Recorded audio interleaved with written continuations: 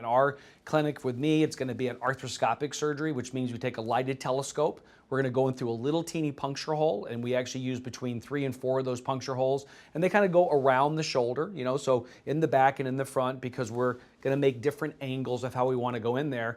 And it's kind of what you would think. The tendon's torn away from the bone, and we're going to put it back on the bone.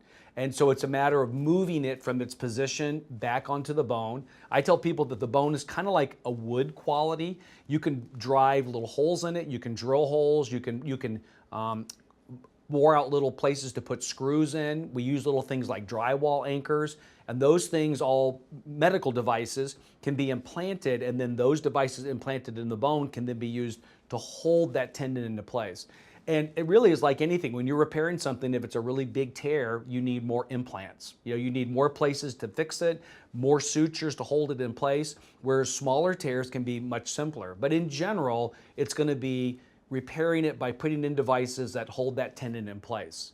The other part they're going to have too is that usually the causation of this is that their anatomy of their shoulder may have changed over time, so they can develop what people would call spurs, but they're really prominences of bone. So this bone on top of your shoulder, it's called the acromion bone, can cause pressure on the rotator cuff. And so one of the things we like to do too is eliminate that pressure, because once we repair it, it heals with scar tissue, it heals with anchors, it heals with suture, everything's bigger. And so we need more space in there to accommodate that. So part of what we always do is to create more space, and that's called a decompression. So people that have this surgery are going to have a decompression done for the space and then the repair.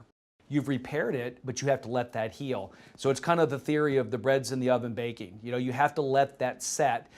We try to let them move their arm to some degree. We'll have them go home usually with a machine that's called a CPM, continuous passive motion. It's a chair they sit in. They actually can put their arm in it, turn the machine on, and it'll move their arm for them. So that passive motion we like, and we, depending on size of their tear, we move that along, but we can't let them pick their arm up on their own because it would stress the repair, and stressing the repair could have it come undone.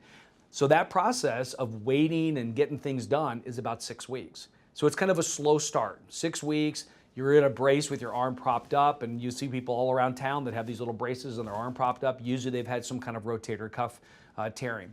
Once that repair is done though, and it's been 6 weeks, then they're now back on that track of the rehabilitation. And it's just a matter of how old are you, how big was your tear, as to how fast they can go through that. But in the end, it can be 6 to 9 months for a full rehabilitation.